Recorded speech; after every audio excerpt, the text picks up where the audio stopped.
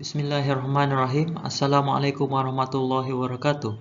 Jadi apa yang saya ingin lakukan dalam pembentangan ini adalah untuk meninjau secara ringkas persiapan-persiapan yang perlu pelajar lakukan sebelum, sewaktu dan selepas menjawab peperiksaan dalam talian. Ada beberapa perkara di sini yang akan saya terangkan secara ringkas, yang mana perinciannya akan saya berikan dalam video lanjut. Jadi kita mulakan dengan persiapan yang perlu dibuat sebelum menjawab peperiksaan. Dan peperiksaan di sini saya maksudkan peperiksaan dalam talian. Right? Perkara pertama yang perlu pelajar ketahui adalah sama ada peperiksaan yang akan dijalankan itu adakah dia bersifat buka buku, open book ataupun tutup buku. Right? Maklumat ini boleh diperolehi daripada pensyarah. Jadi tanya kepada pensyarah sama ada peperiksaan yang akan anda duduki itu adakah dia buka buku ataupun tutup buku. Itu perkara yang pertama. Perkara yang kedua adalah kalian telah diperkenalkan kepada sistem UKM Folio, dan untuk pentaksiran, untuk penilaian, biasanya pensyarah akan menggunakan feature quiz ataupun assignment. Jadi untuk peperiksaan dalam talian, dapatkan juga maklumat daripada pensyarah sama ada pensyarah akan menggunakan feature quiz ataupun assignment. Kerana kedua-dua feature ini ada ciri-ciri yang khusus dan cara pelajar menjawab pun akan berbeza, cara pelajar menghantar jawapan pun akan berbeza. Jadi ini salah satu perkara yang baru, yakni jenis teknologi yang kita gunakan dalam menyediakan peperiksaan ini akan mempengaruhi, boleh mempengaruhi sebenarnya strategi dan cara pelajar menjawab peperiksaan. Jadi tanya pensyarah masing-masing sama ada dia akan menggunakan feature quiz ataupun assignment. Kemudian tanya juga pada pensyarah masing-masing sama ada pelajar dibenarkan untuk menjawab soalan mengikut urutan sendiri. Maksudnya pelajar bebas untuk memilih untuk menjawab soalan, misalnya soalan terakhir dulu, kemudian baru berpindah ke soalan yang sebelumnya. Ataupun pelajar mesti menjawab soalan mengikut urutan yang telah ditetapkan oleh pensyarah. Jadi dalam sistem UKM Folio itu, perbezaan di antara dua cara menjawab ini dipanggil sama ada free navigation ataupun sequential. Kalau free navigation maksudnya bila pelajar menduduki peperiksaan tersebut, mereka bebas untuk memilih mana satu soalan yang mereka nak jawab terlebih dahulu. Kebiasaannya, pelajar akan membaca kesemua soalan dan memilih untuk menjawab soalan yang mudah terlebih dahulu. Right? So, psikologinya memang itu yang biasa berlaku. Right? Jadi, kalau pelajar bebas memilih mana satu soalan yang mereka ingin jawab, itu dipanggil sebagai free navigation. Tetapi kalau pelajar tiada pilihan, pelajar mesti menjawab soalan yang dipaparkan dan mesti habis menjawab soalan tersebut sebelum boleh berganjak ke soalan berikutnya. Dan apabila telah berganjak ke soalan berikutnya, pelajar tak boleh berpatah balik, itu dipanggil sebagai sequential. Right? Kenapa ada pilihan untuk sequential ni? Kebiasaannya pensyarah akan menggunakan pilihan sequential ni untuk mengelakkan pelajar meniru ataupun pelajar berbincang. Kerana sekiranya pelajar perlu menjawab soalan yang dipaparkan pada skrin dan tak boleh berpatah balik, makanya kemungkinan dua pelajar untuk menjawab pada rentak yang sama, untuk menjawab soalan yang sama pada waktu yang sama, itu akan dikurangkan. Jadi itu kelebihan feature sequential ini. Tetapi apabila kita titik beratkan, apabila kita perketatkan peraturan peperiksaan macam tu, sudah pasti ada kelemahan di pihak pelajar. Yakni pelajar mungkin tidak boleh berundur ke belakang atau berpatah balik ke soalan yang sebelumnya untuk memeriksa jawapan mereka ataupun untuk membuat cubaan kali kedua. Jadi ada kelebihan dan kelemahan untuk kedua-dua, free navigation dan sequential ni. Tapi perkara ini akan ditetapkan oleh pensyarah masing-masing. Jadi tanya pensyarah sama ada peperiksaan yang anda akan duduki nanti adakah ianya bersifat free navigation ataupun sequential.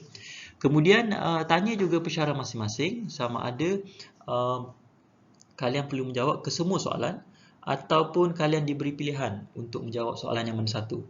Kalau dalam peperiksaan tersebut pelajar perlu menjawab kesemua soalan, maka memang pensyarah boleh boleh pilih sequential itulah.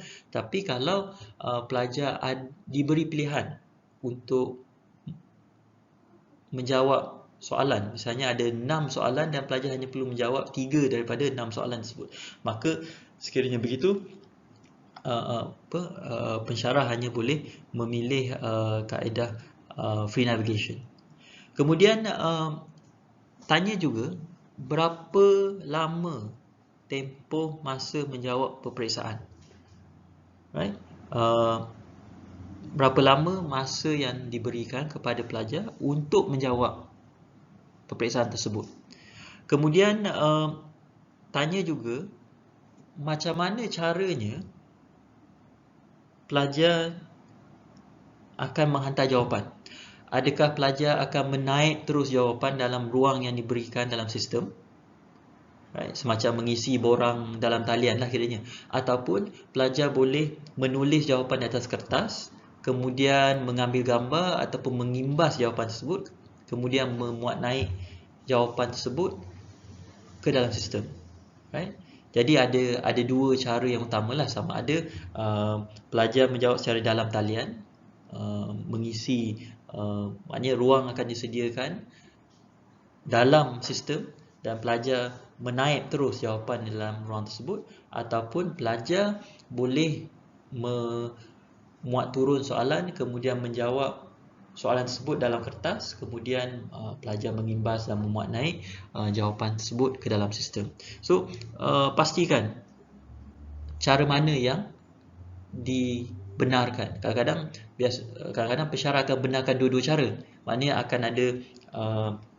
akan ada pilihan untuk pelajar sama ada menaik terus jawapan ke dalam sistem, ataupun pelajar boleh menulis jawapan dan kemudian mengambil gambar atau mengimbas jawapan tersebut, kemudian memuat naikkannya ke dalam sistem. Tapi tanya pensyarah mana satu cara yang mereka kehendaki anda lakukan. Kemudian tanya juga berapa lama tempoh masa untuk memuat naik jawapan. Jadi apa beza yang ni dengan yang ni? Okey. Bila kita buat pesanan talian ni, khususnya apabila kita memilih untuk menjawab dengan menulis jawapan, kemudian nak mengambil gambar atau mengimbas jawapan dan memuat naiknya, kebiasaannya kita perlu beri masa tambahan kepada pelajar untuk mereka mengimbas dan memuat naik jawapan tersebut ke dalam sistem. Dan tempoh masa ini bergantung kepada beberapa faktor, bergantung kepada berapa banyak soalan yang perlu mereka imbas dan muat naik, bergantung juga kepada mutu capaian internet di kawasan masing-masing. Dan ia juga bergantung kepada jenis jawapan. Kalau jenis jawapan itu misalnya melibatkan gambar atau melibatkan rajah, dan saiz file tersebut akan lebih besar berbanding dengan jawapan yang hanya melibatkan teks ataupun angka. Jadi ketiga-tiga faktor ini, mutu capaian internet, saiz file, kemudian berapa bilangan jawapan, berapa bilangan soalan yang perlu jawab, kesemua faktor ini akan menentukan berapa lama masa yang perlu awak peruntukkan, yang akan diberikan kepada awak untuk memuat naik jawapan. biasanya saya akan peruntukkan dalam 1 minit untuk mengimbas dan menyimpan dan memuat naik satu halaman. So one page is roughly will take up around 1 minute to be scanned and to be uploaded, right? So if you have 10 pages, then it will take you 10 minutes, right? And that is only for one question. So if you have 4 questions, then 4 times 10, then 40 minutes, right? So tanya pensyarah awak berapa lama masa yang dia berikan kepada awak untuk memuat naik jawapan. Dan biasanya tempoh masa memuat naik jawapan ini berasingan daripada tempoh masa untuk menjawab peperiksaan. Misalnya katakan tempoh masa untuk menjawab peperiksaan adalah 3 jam. Kemudian tempoh masa memuat naik jawapan adalah mungkin setengah jam ataupun sejam. Jadi ada perbezaan di antara tempoh masa menjawab peperiksaan dengan tempoh masa memuat naik jawapan. Kemudian pastikan juga komputer yang akan awak gunakan tu berfungsi dengan baik, right?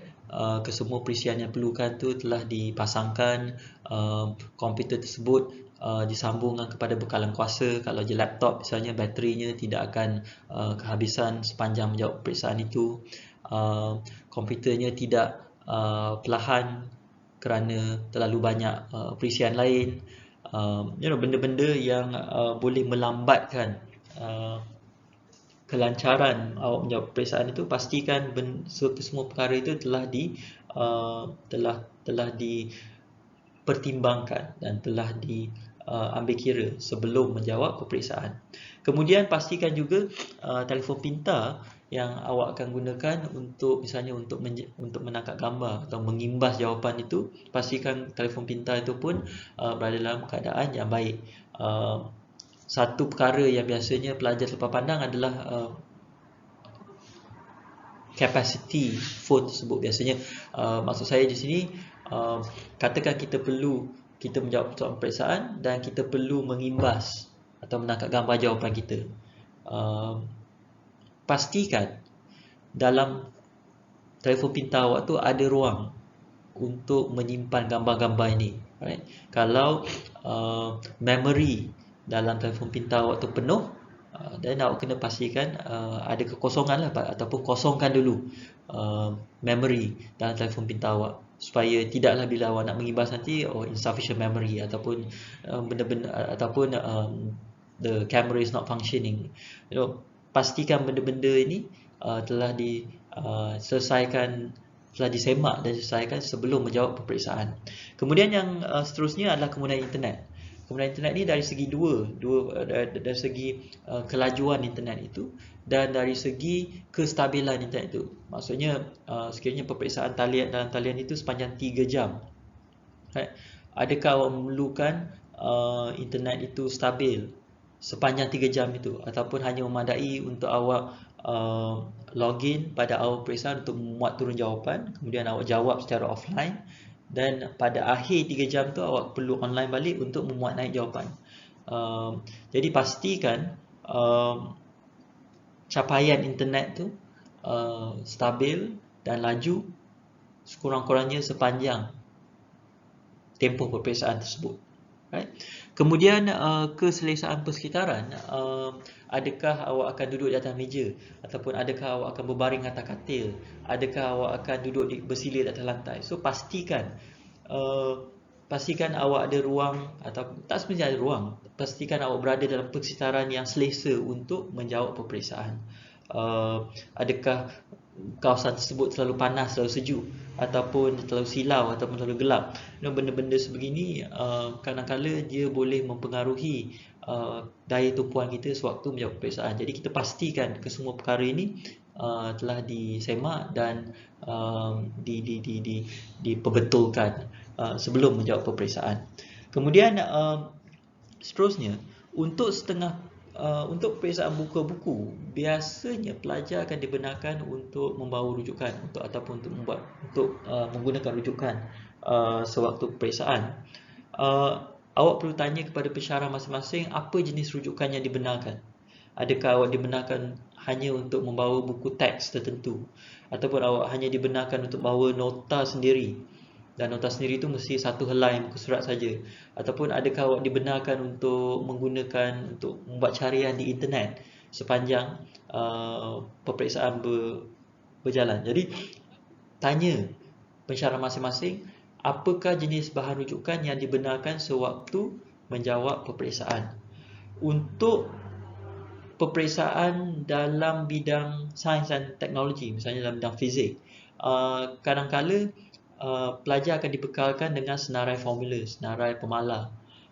Jadi tanya pensyarah masing-masing adakah senarai formula atau senarai pemalar ni akan diberikan, ataupun awak diharapkan untuk mencari sendiri atau menghafal sendiri formula dan pemalar ini, right?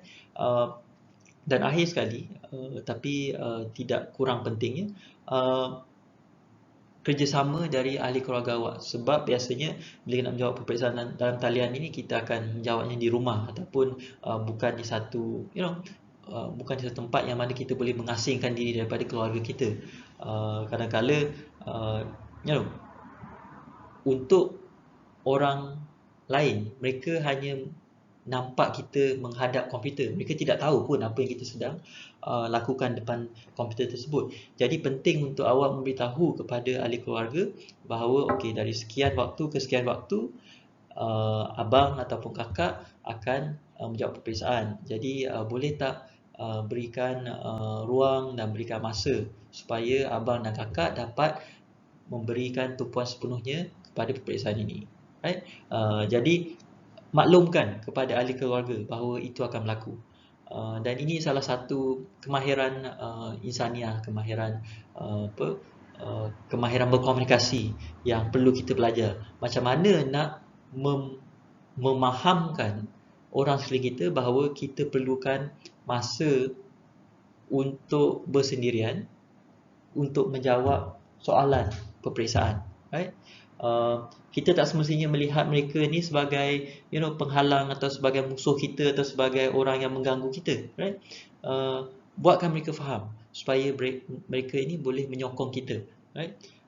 Lagipun akhirnya ahli keluarga kita lah adalah orang yang paling rapat dengan kita, dan kita berjaya ataupun gagal pun adalah hasil sokongan dan doa daripada mereka.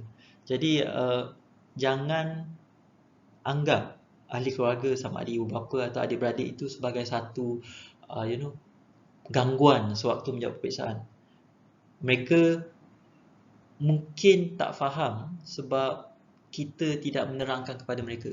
Tapi saya pasti sekiranya kita terangkan kepada mereka, mereka pun boleh memberi ruang untuk beberapa jam kepada kita untuk menjawab peperiksaan ini dengan tenang dan dengan tenteram. Jadi itu adalah perkara-perkara yang perlu kalian semua beri perhatian sebelum menjawab peperiksaan dalam talian.